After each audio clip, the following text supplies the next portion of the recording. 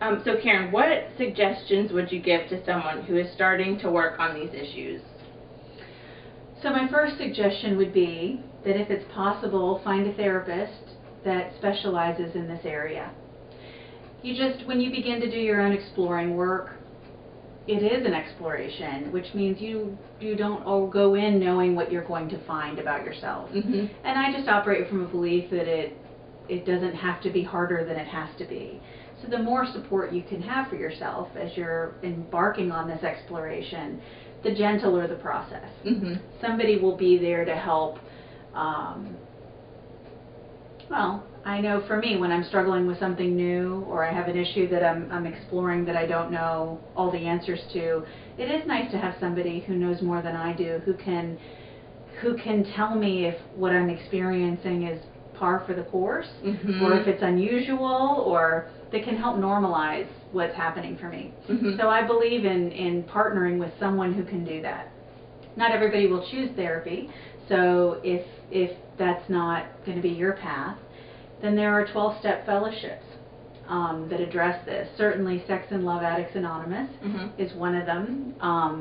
Not every area has Sex and Love Addict Anonymous meetings. So if that's the case, there's Codependency Anonymous, which addresses codependency, and under the umbrella of codependency that includes relationship patterns, mm-hmm. right? Healthy relationship patterns. Al-Anon Family Fellowship also is a good resource, and Al-Anon tends to be in places even if CODA and FLAA are not. Right. So Al-Anon is a great resource, and an extension of Al-Anon, a separate fellowship, however, is ACA, Adult Children of Alcoholics. Mm-hmm. So what I like about 12-step fellowships is that they aren't about the problem. There's a solution focus to that. And yeah. through the work with the 12 steps are a way of living life. And there are sponsors within that fellowship, people who are further down the pike in their healing journey, mm-hmm. that can really help an individual who's new get their bearings and figure out what they're supposed to be doing and what it all means and all the lingo. And one of the best parts of the 12-step fellowship is it's free. Yeah. So unlike therapy, it doesn't require a financial commitment. Great, thank you. Certainly. And then, what does it mean to plant your own garden? I love that phrase. There's a poem actually that I used to carry in my wallet that was called Comes the Dawn. And that line comes out of that poem actually, that you learn to plant your own garden instead of waiting for someone to bring you flowers. And so that's what I think of when I hear that line. And what that means to me is that I stop expecting people to fix what is incomplete in me. Mm-hmm. That I take that job on myself. Mm-hmm. And that the very first relationship that must heal is with me. So doing loving things for myself is planting my own garden. Letting somebody else's needs not necessarily always be my business, and making sure that my needs are mm-hmm. entirely my business. Right. And that I'm the one most motivated to address my own needs. So it also makes me think about the airline analogy that we talk about often, which is when the cabin loses pressure and the oxygen masks fall from the ceiling. One of the first things they tell you over and over and over again on the airline is, if you're traveling with a small child or someone who can't care for themselves, whose mask do you put on first? Your own mask. Your own mask. And the reason for that is that I'm no good to anybody if I'm not okay. Yeah. And so they have to say that because parents often, especially with small children, are so quick to do for them first. Yeah. And that poses a problem in that particular situation, because the child might have their oxygen mask on, but if they have a passed out parent, yeah, no one is there to care for anybody. Exactly. So that is planting our own garden, I think, is tending to our needs. You know, if there are weeds in the garden, I'm the one pulling them. Yeah. I'm not coming to you expecting you to clean out my flower beds. Yeah. You know, that's my job. Yeah. It's my garden. Yeah, I like that a lot. And I think something that I've seen in my experience is that I feel like it makes me more loving to take care of myself. Like, it's a loving act to practice self-care and to take care of myself. It's much more loving than self-neglect or self-deprivation. Absolutely. You know, healing from these wounded places, it takes love. And I think fundamentally we know that, even those of us that chase it down outside of ourselves, we have a sense that it's going to be love that heals these places. We just often are misguided, and we think that the love is something that is provided us rather than an inside job. Yeah. And so the more loving I treat myself, this kind of goes along with act your way into right thinking, right? The more I behave lovingly to me, the more healing I am actively in. Because the thing is, if you're the most loving person to me, and I don't believe I'm worthy of that, at some cellular level, I'm not going to believe you anyway. Yeah. That's not going to heal me. Yeah. Because it's going to bounce off the version of the story of myself I've been telling probably since childhood. Yeah, you won't be able. I won't be able to receive that if I don't believe that that's even possible. So I wanted to ask, what is inner child work, and why is it important to relational recovery? So, the reference to the inner child, there are books written on this topic, and essentially, it's what I referred to earlier.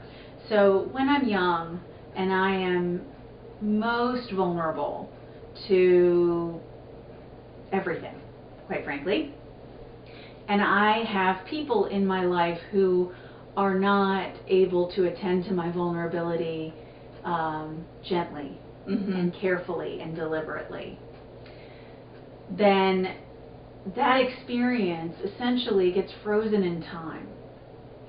And when we have primary trauma, early trauma experiences, whether through absence and neglect or through the presence of dramatic and painful things, those experiences are frozen in time. And as I grow, my brain changes, very literally. Our frontal cortex, our judgment center, isn't fully formed until we're 25, the end of adolescence. So after that, and during adolescence and after adolescence, my brain, very literally, is not the brain that existed when that early trauma occurred. So my experience of it changes. And the best way I know how to reference that is if you've ever gone back to a place you haven't been since childhood. I did. I went recently back to my old hometown, and I remember going to the house I grew up in and thinking, that's really small. That house, did it shrink? Because in my memory, it was huge. Well, I had a very different body when I was growing up in it. I was much smaller in comparison to it, but my brain was entirely different. And now I'm looking through an adult lens. And that being said, I can retain the content of those memories. I can remember being a child in that house, for example. But I've lost the context. I have no context for remembering the vulnerability I felt. So many times we minimize, we dismiss the early events of our lives because we're no longer that child. So we remember them through the lens of an adult who is more empowered. I can drive now, I can escape things that are uncomfortable, I can use my voice differently maybe. So, however, that early trauma didn't just get washed away. It's not like it vaporized because I grew up. So the phrase inner child refers to the idea that the pain of that little one still exists inside of me. I've just lost the connection to it. But let me assure you, I act it out. Let me show you the relationship patterns in my life, and I will show you that hurt little girl. Because she is still looking for daddy or mom or whoever Mm-hmm. that wasn't providing what was needed at the time. Yeah. She's still hunting that missing party down. Yeah. And trying to navigate people to get that love, to get that sense of validation. And most of us as adults, when we become aware of relationship patterns of dependency or avoidance or whatever the pattern is that we are exposed to, really struggle with understanding that because it doesn't make logical sense. Why would I choose this person or this relationship pattern over and over and over again? I'm miserable. Why would that happen? It's so uncanny that I picked another drug addict to date. You know, like, I didn't know it going in. It's not like I wanted to. That's the frozen child. That's the inner child. Yeah. Who has still got needs that are still has needs that are unmet. Nice. So it's almost like, for me, I started to learn about the inner child in my recovery, and I had to start to build a relationship with her, with the inner child, and start to provide for her what she was needing and listening to what she was needing. And building that relationship helped me start to integrate being a healthy adult and taking care of myself in a more loving way. And it took a long time to kind of learn how to do that. So, and that kind of relates to what I'm about to ask, but how do I build a loving relationship with myself? So, cultivating our own garden, you know, the things that we just talked about that. It's about becoming aware first that how I treat myself is probably reminiscent of who modeled that for me. Right. And I think cultivating that relationship and healing that old wound begins with forgiving ourselves for not taking better care of us, of putting ourselves in harm's way. So in some ways it's being accountable instead of blaming others for creating pain. You know, my last boyfriend or my whatever, you know, if he'd only this or that, or my parents, if they'd only done this or that. Yeah. You know, I think that's a function of grief, and I think we all go through that. First of all, it's not unusual to have a season of anger with someone who didn't meet our expectations. But then the next part is to look at my part. Yeah. What's my part in this? Because in the context of the inner child, right, now I'm parenting her. Right. I'm a grown woman. I'm not going to go back to my parents' house and say, try again. You know? Like, that's not going to fix anything. Even if they did everything perfect from now till the end of time, they are not capable of erasing damage that's already done. It's not in them. And I operate from a belief that no parent does things to be harmful on purpose. You know, I think parents do the best they can with what they have, and not every parent has the same thing. So, and not every parent was parented in a way that modeled for them how to be a healthy parent. And that's intergenerational trauma. Yeah. So, first of all, it starts with stop going to old places to try and get people to fix what's broken. And be aware of the new places I've gone. You know, if I've been looking for love in all the wrong places, I'm the actor, I'm the chooser, I'm the one who picks. It's my picker, right? And so taking responsibility for that when red flags are available, I have chosen not to see them. Yeah. And I continue in patterns of behavior that end up causing me harm. And that's my accountability. And once I am accountable, then I move towards forgiving myself. And giving myself room to learn something new. Which can be hard, because that is practicing, I struggle to use this word because it's for sex and love addiction or codependency, it's more about balance than abstinence, but abstinence from painful relationship patterns. Right.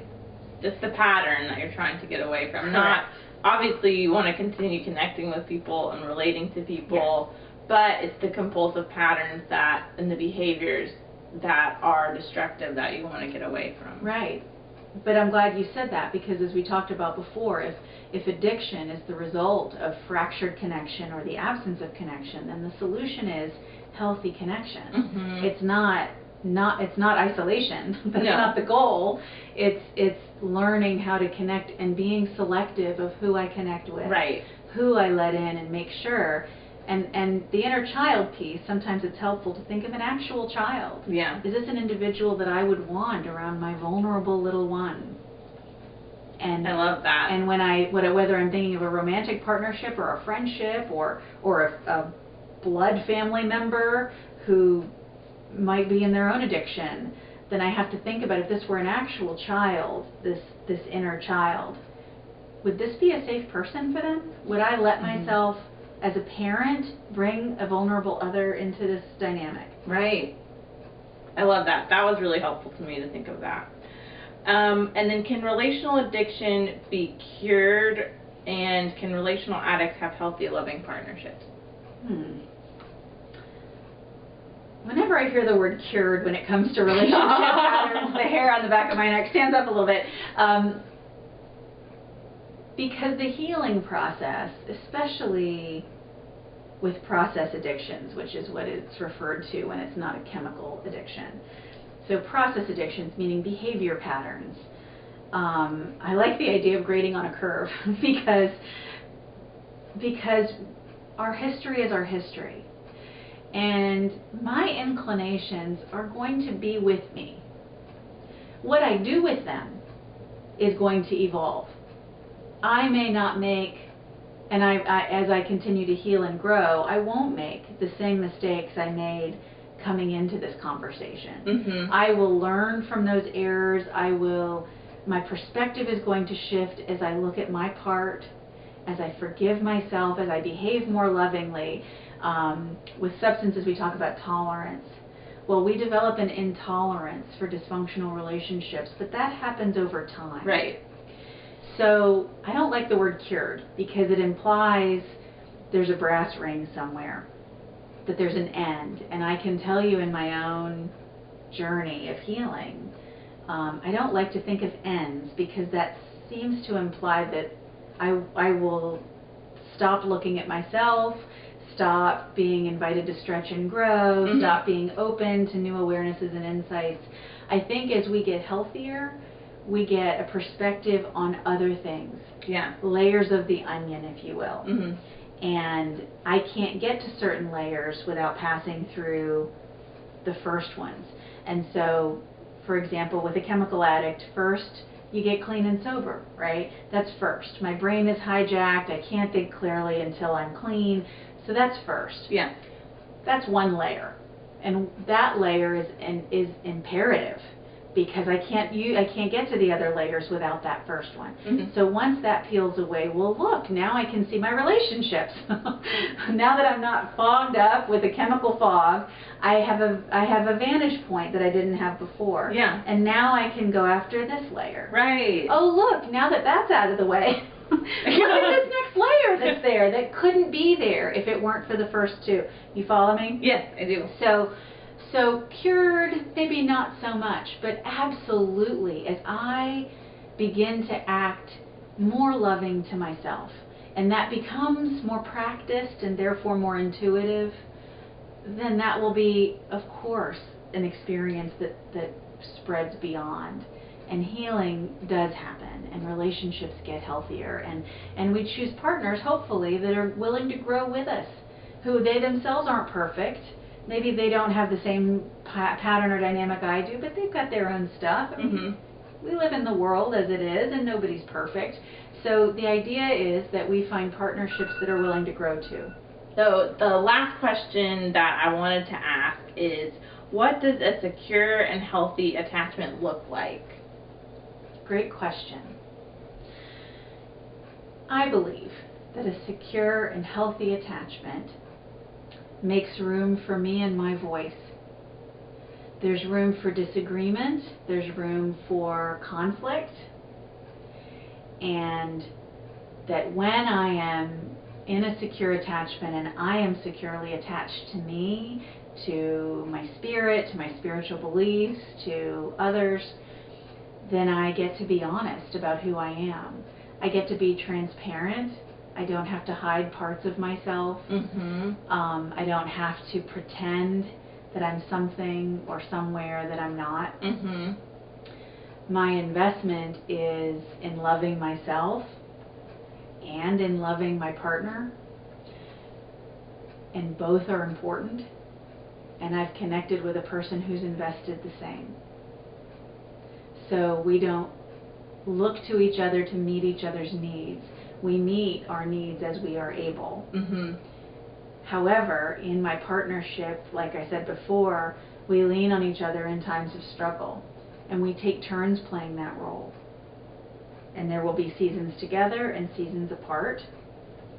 And because neither one of us needs the other to fix what's broken, insecurity does not drive that dynamic. That's awesome. I love that. That's really cool.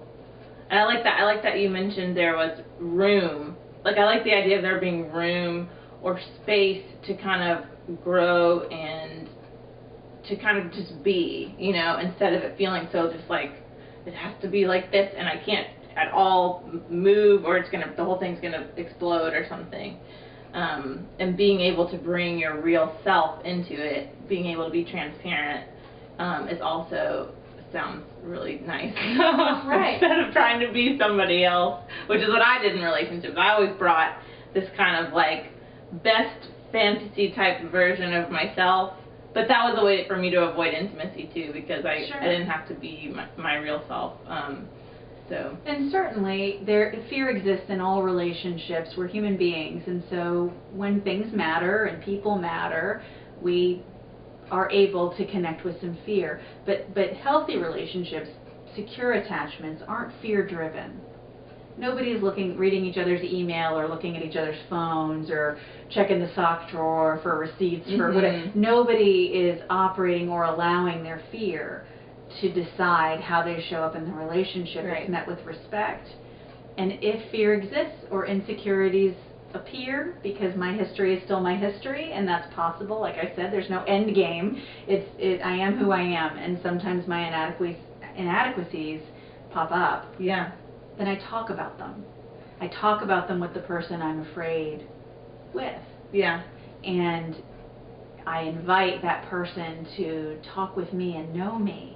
And I don't hide that part for fear that my insecurities will scare them off, because I'm not willing to abandon myself for this relationship. That if that's going to scare somebody off, well, let's know, because I'm here no matter what. Yeah. Whether or not they are. Thank you so much, Karen. My pleasure. I'm so happy great. Thanks for having that we got to interview you, and continue to check out Love and Wholeness Weekly for more articles and for more interviews. And also Recovery Fundamentals is on the website as well, which has the links to all the 12-step programs and also other suggestions for if you're interested in starting to recover from relational addiction. So thanks for joining us today. Thank you.